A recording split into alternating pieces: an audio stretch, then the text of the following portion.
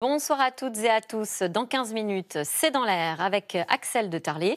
Une émission consacrée ce soir à Donald Trump en pleine tourmente. On l'a vu hier en campagne dans le Minnesota, déchaîné, laissant éclater sa frustration. Le président américain est en guerre ouverte avec les démocrates qui ont lancé une procédure de destitution. Il est aussi en conflit avec les républicains sur le dossier syrien. Alors, où en est la procédure d'impeachment? Risque-t-il vraiment d'être destitué? Le peuple américain va-t-il continuer à le soutenir? Axel de Tarlé et ses invités répondent à toutes vos questions. C'est dans l'air, c'est dans un quart d'heure, mais tout de suite, c'est-à-dire.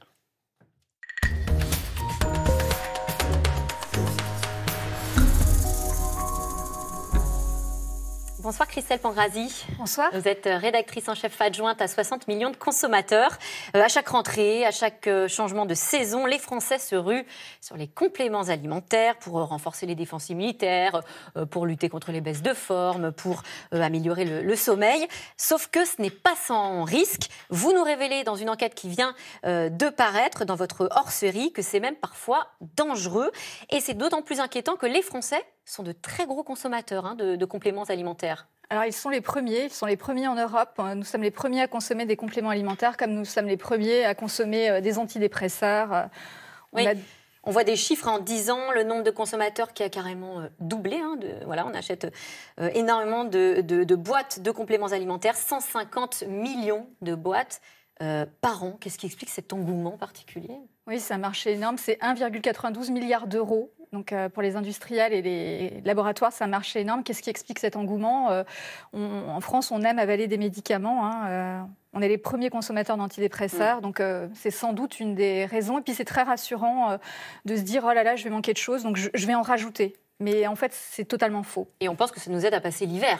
C'est aussi pour ça qu'on en prend, surtout là avec les froids qui reviennent. Alors, vous avez analysé 120 compléments alimentaires. Sur les 120, 110 sont à éviter. Et c'est d'autant plus surprenant qu'on parle de plantes, de vitamines, de minéraux. Donc, on a tendance à se dire que puisque c'est naturel, c'est bon pour la santé. C'est faux. C'est faux. Pourquoi ? Alors, une des premières problématiques qu'on a vues, c'était par exemple sur les multivitamines qu'on a tendance à prendre, comme vous le disiez, en hiver pour gagner de la vitalité, en fait. Et le problème de ces multivitamines, c'est qu'elles sont très largement surdosées. Vous avez par exemple 300% de vitamine C, 200% de vitamine A, 150% de vitamine D. Alors ce qu'il faut savoir, c'est que si les carences en vitamines sont néfastes, le surdosage l'est encore davantage. C'est quoi les risques ? Alors, par exemple, sur la vitamine C, c'est des risques de diarrhée, c'est aussi des risques pour vos reins, c'est néphrotoxique. Sur certaines vitamines qu'on appelle vitamines liposolubles, typiquement la vitamine A, D, E, ce sont des vitamines qui vont stocker dans les tissus et qui sont hépatotoxiques, en fait, qui vont à force nuire à votre foie. Certaines vitamines peuvent aussi favoriser certains types de cancers. Typiquement, c'est la vitamine E et le sélénium qui peuvent être pro-cancéreuses.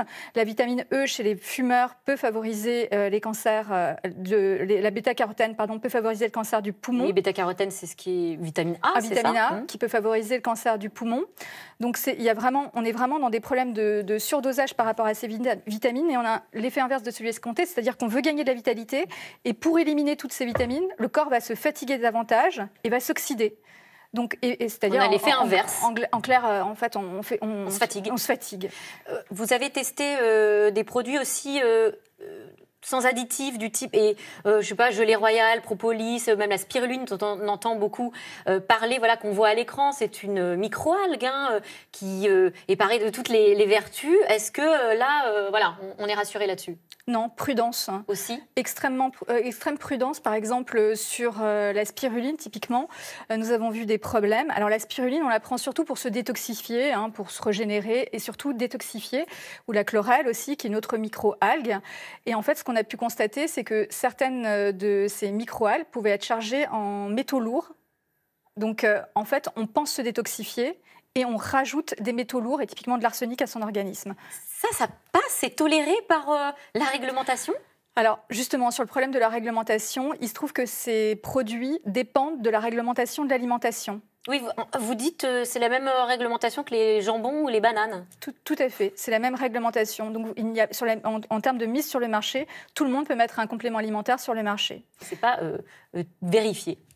Alors, ce n'est pas vérifié comme un médicament qui nécessite une autorisation de mise sur le marché, en effet.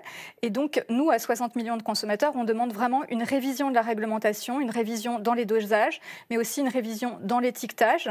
Parce que, par exemple, tous les effets secondaires ou toutes les interactions de ces produits ne sont pas mentionnés. Alors, vous parlez des interactions.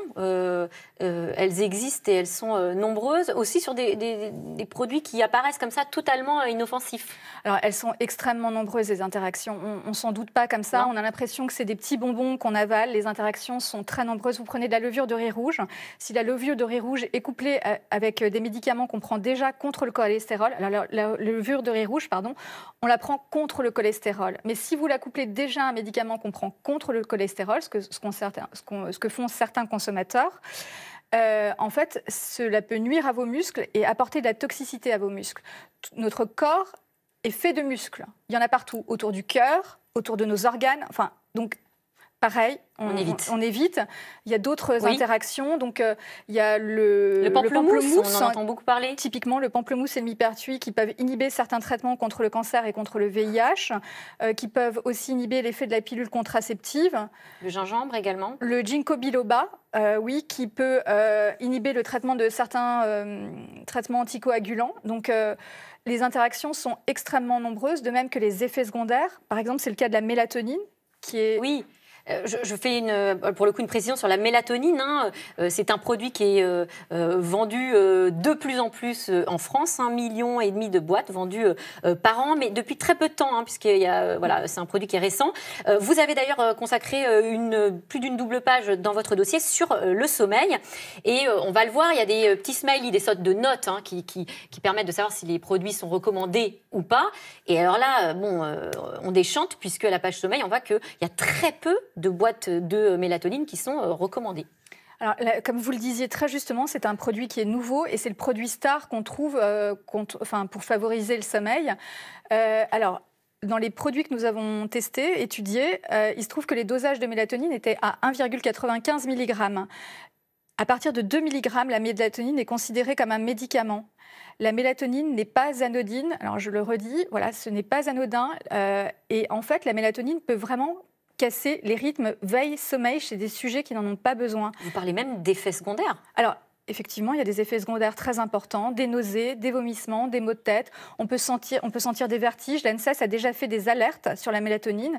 Et malgré tout, cette substance continue d'être en vente libre et à des dosages extrêmement importants. Il y a même des pays qui interdisent en Europe la mélatonine, il faut le savoir. Qui a fait l'alerte en France ? Pourquoi ce n'est pas interdit en France ?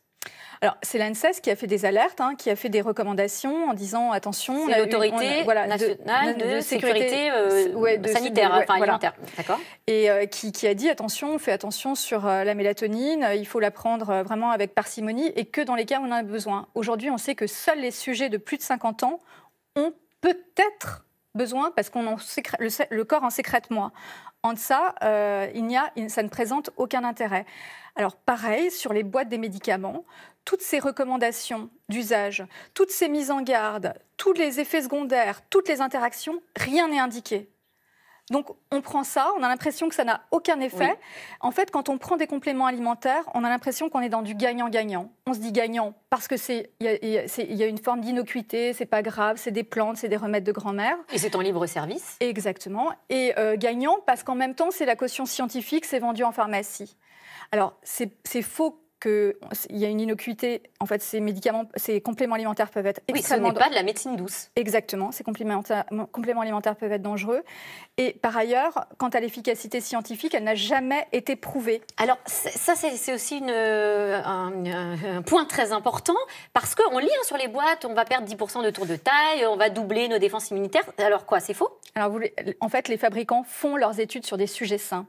C'est-à-dire que quand vous prenez un complément alimentaire pour le sommeil, par exemple, les personnes qui prennent ces compléments alimentaires pour le tester, en fait, n'ont ni de problème d'endormissement, ni de problème d'insomnie, ni de problème de réveil nocturne. D'accord. On ne peut rien faire contre ce mensonge ?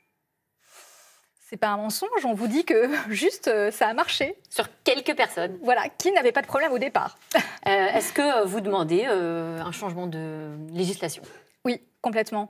Alors, on va porter notre message auprès du ministère de la Santé en demandant une révision très, très, très stricte de la réglementation, avec une révision des dosages des compléments alimentaires, une révision dans l'étiquetage, que tout soit désormais indiqué et que l'origine des substances, donc par exemple le cas de la spiruline, où je vous expliquais qu'elle pouvait être chargée en métaux lourds, que l'origine des substances soit indiquée. Précisée. Eh bien, merci Christelle Pangrazzi d'être venue sur notre plateau. Vous êtes rédactrice en chef adjointe à 60 millions de consommateurs.